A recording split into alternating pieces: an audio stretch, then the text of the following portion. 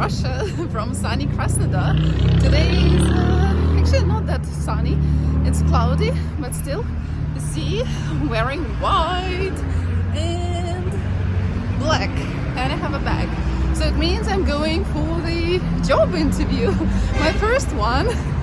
I'm a little bit nervous and it's a little bit cool actually, but I do not want to wear any jacket or anything because my shirt will get wrinkly and I do not wish it to be that way because I spent quite a lot of time to iron it and steam iron. So wish me luck and I will update you after I get to the interview.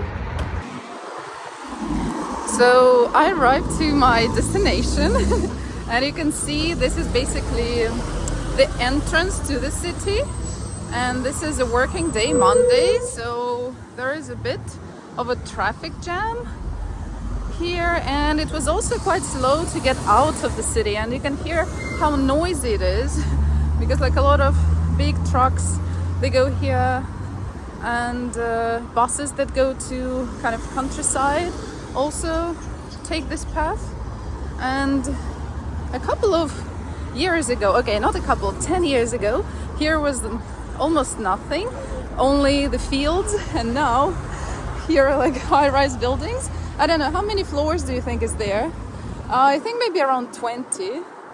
And oops, on the other side is like you can see, maybe you can't see, like way behind there's like a huge sleeping area.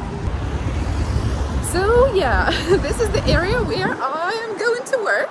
Okay, I'm going to have an interview for a job offer. And why am I here? Just because the company is here. They work with gas and propane, methane gallons, equipment for the vehicles. And you can see here is like a living area, residential area, and they have a gate with a lock, so only people who live here, they can use this gate.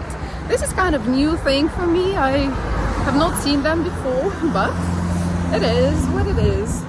And I'm here for the first time in my life, so I haven't been here.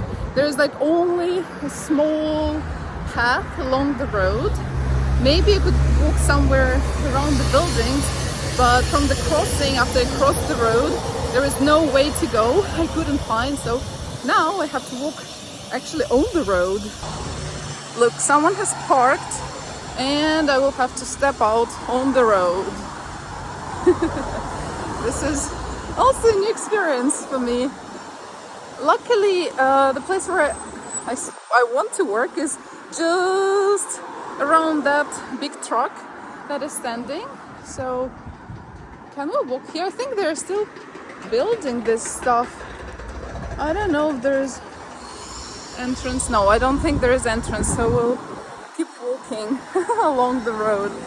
I'm actually quite early, almost like half an hour early, okay, 20 minutes early, just because I was scared. Wow, such a wind! I'm a little bit cold. So I was a little bit nervous about getting here because I know it's very close to my house. It's like only 5 bus stops away, maybe even less. But I was not sure because of the traffic, and also, you know, you always want to be in advance, prepared. What if there will be no buses or something? So we will see how it goes. Wish me luck. So here is no place for me to rest. Like here is a little stairs from this residential area to here, and here basically we have a motorcycle store, and over there are some tractors for sale. So they have the gates there, here also, and there is no place for me to spend time. So I have to wait for like maybe 20 minutes before I can call. My hair is a mess because of the wind. So yeah, I'm just going to stay and wait. And look what is behind me. It is bread. I think someone left it for the maybe dogs or pigeons, and I told you in previous video that Russian people will like animals and we support them. And almost in every place, residential area or anywhere, you'll find kind people who want to feed the animals. Oh, and I forgot to tell you, I'm not going to call company in advance, like 20 minutes before, because I know that the person who's supposed to meet me, they're supposed to have an international call at 11 o'clock, and now it's 11:08, so it's way too early, so I cannot call them in advance because it will be way too rude and I will interrupt them in the middle of the conversation. And I decided not to proceed with that job because it was quite weird. They did not have like a fully white salary, so in Russia it's a big thing. So many companies, they offer you, for example, 100,000 rubles, and they pay you half to your card, like officially, and the other half will be in the envelope. And the official part, we call it white salary, and in the envelope, it's a gray zone, so it's a gray salary or envelope salary. So it was kind of that part, and also they wanted not an office manager who knows English and like helping with translations. They wanted like a really the provider of suppliers for their company. So I would have to do a lot of financial operations, like an accountant. I will have to work with international money transfers and everything, and it's too much stress. And also they wanted me to go through polygraph. It's like a lie detector, and it's like, oh, it's a standard policy for our company, and I don't mind anything about that. But if you ask me, Ina, how long are you are you going to stay in our company for more than a year? I would probably say no, and I would lie, because my plan is not to stay there for a year. So yep, no. And also there was another suspicious thing. Okay, they told me that after we'll have some training, maybe for like a month or two, I will have to go to another city. It is actually quite small city in another region, another province, and I'll have to stay there at a hotel and get training from a man who lives in that city. I'm like, what can a man teach me in that city that he cannot teach me online, like via Zoom or Google Meet or whatever? So I was like, nah, this sounds way too suspicious. So I was kind of told them that I spoke to my husband and we decided that it's not that this job is not for me. But it's kind of way too much weird stuff. So the next thing was the very strict dress code there. Even gray pants were kind of no for them. So I was like, I'm not going to buy the entire office wardrobe just for your company, and your salary is like, okay, it's kind of good if you stay there for a long time. There will be a possibility for your career growth, but it's not for me. Like, I really intend in the best way to leave in half a year to reunite with my husband, and if not, okay, maybe a year, maybe 20 months, but it's kind of too much stress for that. So I said no. And after that I had an interview at one of the banks, and in the support line. So it's basically kind of a call center, but sometimes you're going to answer and help clients in a chat form, sometimes just by talking to them. By the way, behind me is a school. Okay. And there is a PE class there. I'm going to show you. It's not like in the US when it's forbidden to walk around the school or shoot a little bit. So I'm surprised that all of these kids, they have uniform. Okay, the majority of them, they have kind of the same t-shirts, and yeah. Because at my time PE was definitely a place not for uniform. So basically you can hear crazy teenagers. So basically I got a job and they're screaming not because of me, you know. they're just having fun, and maybe they saw me and that's why they are screaming. I don't know, but I'm not popular, I'm not famous, so it's not because of me, for sure. It's just the boys, young boys, they try to get attention of young girls. Oh, fun times. So it's a job and they pay pretty well. My salary will be 60,000 rubles. It's basically a little bit more than 6,000 kronas, minus 13%, or like $600, minus 13% of employment taxes, basically salary tax, and that's it. The first 2 months I'm going to get the training, 5 days of working, 2 days of off, and after that I will be like I will work fully. It's a fully remote job from home. They provide a computer, all of the equipment necessary, whatever you need, and what? Fully remote job. And after 2 months of training, I will get a schedule.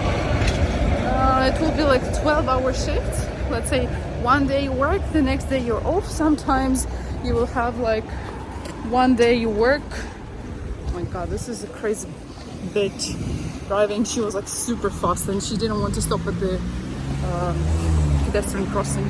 And another day, basically sometimes I'll have like 1 week I'll have like maybe 3 days off, another day I'll have 4 days off, and the shifts also could be they can start at 6 a.m. Till 6 p.m. or like from 12 a.m. to 12 p.m. So no, 12 p.m. to 12 a.m. and almost no night shifts, so it's pretty good. And then so I will start in 10 days, and it's good because I won't need my husband to send me any money, so look, good for us. We'll have more chances to save some money, and this is it. And now I'm actually walking to the post office, and I'm actually walking past the college where my cousin studies. Okay, maybe I'll walk this way just to show you what's going on here, and what do most young guys do nowadays? They smoke. Spoiler alert. Yeah, so we're going to the post office to receive a parcel, because you know that usually I pick up stuff with Ozon and other online shops, but this time the seller didn't have any online marketplace location nearby, so they sent with a regular post. This post office is not that far from my house, and it's not that close. It's like about 6 blocks of walking or driving, so it's kind of okay to walk unless you're carrying something heavy, and it's also okay to drive because it's kind of not that close. It's kind of okay to get the car. Usually you're supposed to show a passport and give like a tracking number or something. Actually, many years ago, when I was in Russia, you'll get a paper notification in your mailbox, and you'll bring a passport and that notification to the post office. And this time, I don't know, I only got a text message to my phone, so this is interesting. We are going to see. Okay, so my post office is located at a very beautiful place. Again, it's not like you have a lot of detached houses, but there are still some are, and still you can see it is very beautiful. And over there, just maybe around where the woman walks, is the post office. So we'll go there and we will see. Oh shit, I will need a phone for that. Ay, let me see, what can I do? Okay, so I got it. I wrote the number on the paper. Let's go.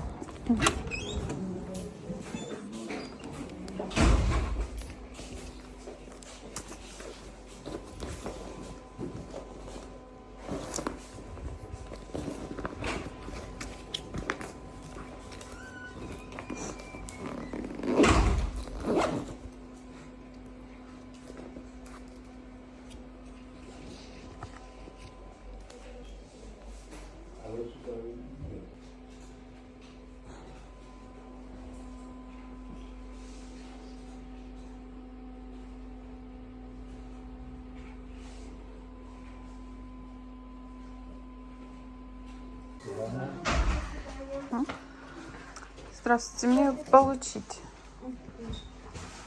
Паспорт нужен? А по номеру телефона получили? Да, я получала.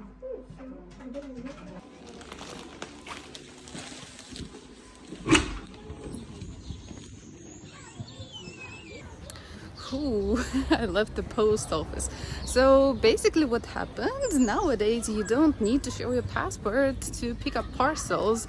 You just need to show it once to register the option that you can receive it via the phone number, and that's it. The woman tried to register me, but for some reason there was no response from a website, so kind of we failed today. But just to pick it up with a passport, it was like very fast, maybe less than 2 minutes, so that's very easy.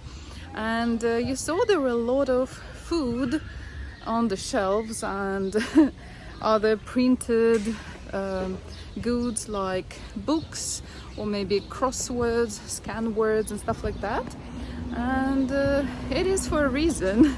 So basically in Russia we have a mandatory military service that for many years was for 2 years long, and I don't remember, maybe like 10 or 15 years ago they switched to 1 year, and now I don't remember. I haven't checked because like I don't need honestly to know that. Okay, maybe I should, but I think it's still only 1 year now. And when you go to a post office, you usually want to send some stuff to the soldiers, to the people who go through military service, and what they usually need is like socks, toothpaste, some shaving razors, like blades, stuff like that, and chocolates, maybe some canned food, and that's where they sell it. And also many years ago in USSR time, it was also common to send food parcels to your relatives. It was the best gift you could get, because food was I would not say scarce, but it was always a nice thing to receive, and maybe you were not able to find anything else to send because there were like very long queues and lines for everything. So that's why we sent the food. That's why you can see all of the necessary food for people. So it's like buckwheat, some cookies, some candies, rice, oatmeals, stuff like that. So you can find it at the post office.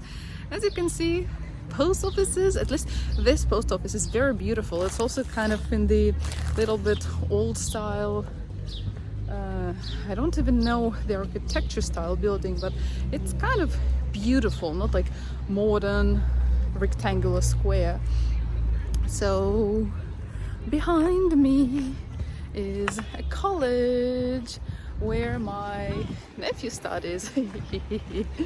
So I don't, today's Friday, so maybe he's actually here. I don't know his schedule, but I don't see any young people anymore, so probably they had a break when I was going to the post office, and now they have classes again, so they went back inside. Quite some time ago, here was a library and some kind of dance studios inside. So I don't know, probably they still rent out some of those places, and maybe like you could do something there, maybe still have some classes. I'm just going to walk towards the main building for you to see, I mean the main entrance, for you to see how beautiful this building is. It is huge. It could be actually, it looks like it's a, I don't know, a theater. So let me turn around and I will show you the beauty of my city. Here it is. Look how beautiful it is. It really looks like a castle. So here, where the next to the scooter where the pigeon is, here was the statue of Lenin for a very long time. And they demolished it maybe in the year 2000 or 2005. Oh, there is a driving school over there. So yeah, they have some more stuff. So in front of we have a tram lines, and you can see the tram is coming. I'm also surprised that nowadays I see mostly modern trams with air conditioning. Another problem is that not everyone wants to turn them on. I mean, not every driver. So this is the modern one, and over there now it's going to move the old style tram. So this tram is actually from my childhood, maybe since I was 5 years old and earlier. So it's at least 30 years old.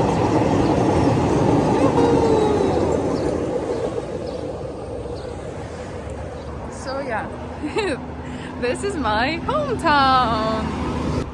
So guys, what do you think about my hometown? And again, you can't see many people because it is almost a residential area, the sleeping area. It's not downtown. Not so many people actually work here. The majority of people only live here. And yeah, as you can see, they're detached houses. So obviously you will not see many people here. So trust me, the city is not dead. On Sunday, we're supposed to have a night of museums when a lot of performances are going to be held in the city center, downtown, and a lot of museums would be open until maybe 9 or 10 p.m. I hope I would be able to go there and show you what's going on. I really have plans for that, but you know, we're planning, and whatever God will, God has our own plans for us. And just above me, a cherry tree. So if you are quite short with money in Krasnodar, in summer you will find a lot of free food easily. So you just have to go to the areas with detached houses, and you will for sure find some food for yourself. Okay, I'm actually very surprised by the drivers here. I was expecting, I did not expect anyone to stop at the pedestrian crossing and let me go. And actually a lot of Russians now, they walk like Swedes. They just see, okay, there is a pedestrian crossing, I'm not even looking left or right, I'm just walking. The cars must stop. The difference is that in Sweden, people in general drive a little bit slower, in my opinion, and so you kind of know it's easier for you in case of something just to run away or to jump away. And here they drive a little bit faster, and maybe it's just me who's not used to, but a lot of car drivers, just drivers, they, in my opinion, they would not stop, and I'm very shocked and surprised every time they do stop. So it is good. So I guess now the PE class is over because there are no kids anymore, no screaming, no baboon screaming. So thank you guys for staying with me, and for today this is it. Keep watching. If you have any questions, you can ask me in the comments or wherever you find me. Don't forget to check my books on Amazon, and also if you want to learn and practice some Russian, don't hesitate to join my Telegram group. Wow, I need to practice my oral speech. Okay, so see you and bye bye.